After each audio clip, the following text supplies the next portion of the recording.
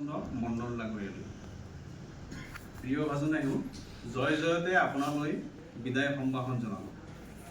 বিদায় সকলো কৰ্মচাৰীৰ কাৰণে চিৰসত্য আৰু অৱধাৰিত যদিও আপোনাৰ যোৱা ইংৰাজী 31/1/2026 তাৰিখৰ এই বিদায়খনত আমি সকলো কৰ্মচাৰী বৃন্দ ব্যথিত।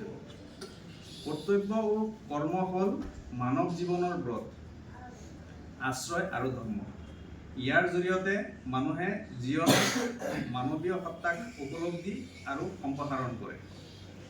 এই কাৰ্যালয়ত গাণনিক হিচাপে যোগদান কৰাৰ দিনৰে পৰা আপুনি যি ঐকান্তিকতা, কৰ্তব্যনিষ্ঠতা আৰু ধৈৰ্যৰে কৰ্মজীৱনৰ এই দায়িত্ব সততা আৰু নিষ্ঠাৰে পালন কৰি দেখুৱালে, তাত আমি অতিকেই আনন্দিত তথা গৌৰৱান্বিত।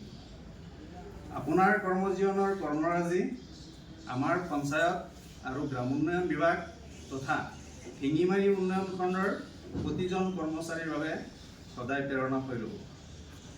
আজিৰ এই ভূখনত আপোনাক অভিনন্দন জনাবলৈ পাই আমি সকলোৱে কৃতাৰ্থ লভিছোঁ আৰু পৰম পিতা পৰমেশ্বৰৰ ওচৰত প্ৰাৰ্থনা জনাইছোঁ যাতে পৰমেশ্বৰে আপোনাৰ মংগল সাধন কৰে।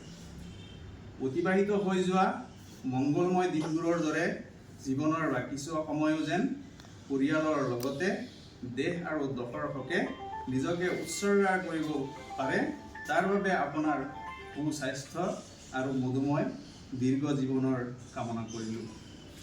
এই শুভকামনাৰে শিঙিমাৰী উন্নয়ন খণ্ডৰ সমূহ কৰ্মচাৰীবৃন্দৰ সৈতে শ্ৰীযুত আনিছ বেৰিয়া খণ্ড উন্নয়ন বিষয়া শিঙিমাৰী উন্নয়ন খণ্ড।